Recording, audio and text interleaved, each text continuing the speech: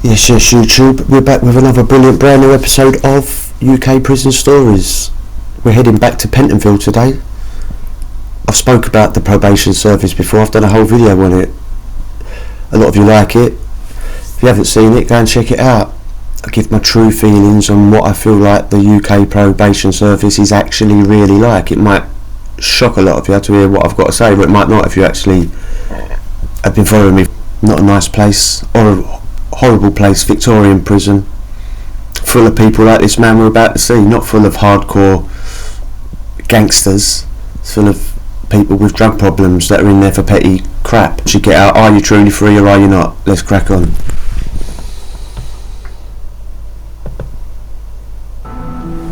Shenel Bicer has been waiting for news from the woman he hopes will one day be his wife. It's been a good week for me so far. I've got 2 letters. She's saying that when I get out, like, we're gonna start again, try for a baby, get married, that sort of thing. So yes, like, she's telling me she loves me, which is a good thing. Do you know what I mean? Because I was paranoid. Because when you come to prison, you do get paranoid. Like you think like they're doing something else out there. You know what I mean? But all girls ain't the same. Do you know what I mean? And she's even put like knee in a bicer. So I'm just waiting for her to give a big kiss. You know what I mean? Cuddle. Reassured, Shenel now gets to work and takes up some of the opportunities the prison has on offer to prepare for life outside. No one can say I've been sitting down, doing nothing. I'm doing things in jail while I'm in jail. By the end of next month, I will be drug free. I've got 3 certificates already. I've got change is possible, sorry. And I've got relaxation, and I've got heroin. That was the main one. That was my main one for my drug use, you know. Hopefully, you know, I'll get a job. You know what I mean? And just live a normal life like other people. Because I'm fed up with this. It's not me no more. I've seen that Wizard of Oz.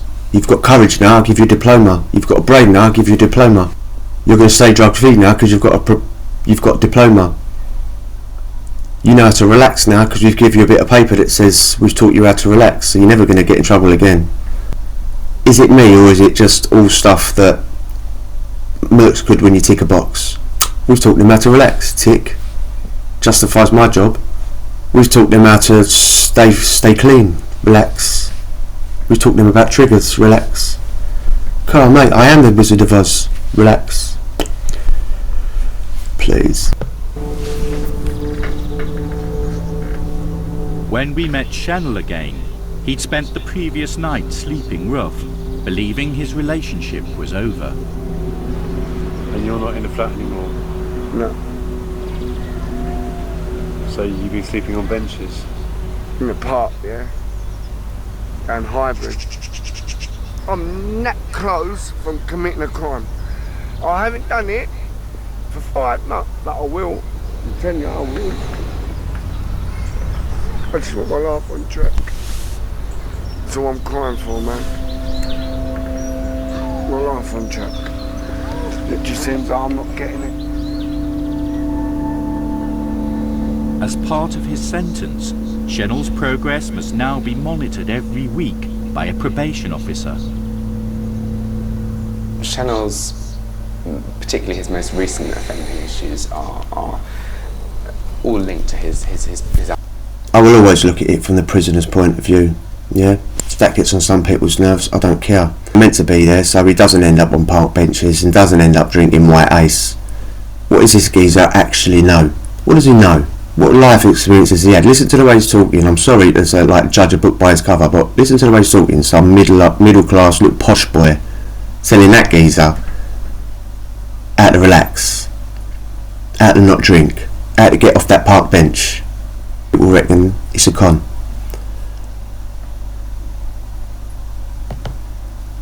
Getting into altercations with people, becoming violent, being threatening and abusive in his language and his behaviour.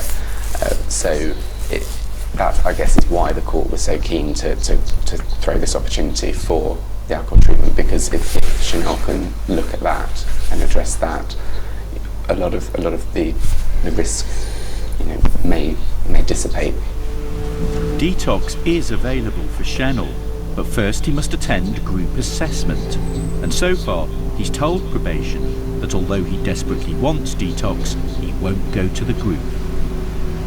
You're going to be putting me in a fucking detox. What's going on, mate? You're doing nothing with my detox. I want a detox. I know. We've No. You know what, Dad? Let me tell you something. Breach me, mate. Breach me. Because I'd rather do my detox in jail, innit? I want to do my detox in jail. Okay. Right? I'm getting pissed off waking up like this every fucking morning. Dad, you know what, mate? Do what you got to do, mate. I've come here, I've seen you, you're talking shit to me. You haven't. You haven't let me talk at all. Like, You've come in. talk. Okay, can we not? So my understanding of the situation, there's also this thing called the options group, which is down at the Margaret Centre, which I think you would have to go to that as part of the. What am I going to go and sit in a group for? For what? Because that's part of the process. No. of being referred to. No. I am not going, and I'm telling you that now. Right? I've got a drink problem, and I want help with it. I'm not going to sit in a fucking group and talking shit. Sorry, Dad. I'm not doing it. It's really hard for me to. Some people say, well, why don't he just sit in the group? They're offering him the help, but he's got to sit in the group. Why not just offer him the help? Why has he got to come with all sorts of conditions and we will help you, but you've got to sit in this group with a load of people that are probably in there for stuff that you don't even know what they're talking about, and you've got to pretend that you're all sympathetic with it, and you've got to talk about, why you do this, why you do that. When in reality, you just want to stop. When you come in like this, when you come, because, no, Are you because blaming? no, I'm not- sleeping no. in the park. Okay, there's a lot of stuff. Where were you sleeping? Where were you sleeping? That's not really relevant. No, it is irrelevant. Why is where that were you? relevant? What Where is- were you sleeping? In the house or a flat? Right. And I'm sleeping in the park. What? That's not relevant. Thank you. What do you think? Do you think that's relevant? He wants him to go and sit down and sit with all these people once a week and drag on some bloody kumbaya course for like 6 months, when all the time he's sleeping on a park bench. He's got other priorities to worry about rather than going and sitting in a circle and joining hands and telling everybody that he loves them. You know what I mean? There's priorities in life, isn't there? He's on a park bench. He doesn't want to go and talk in a group. Why not just help him? Pick months.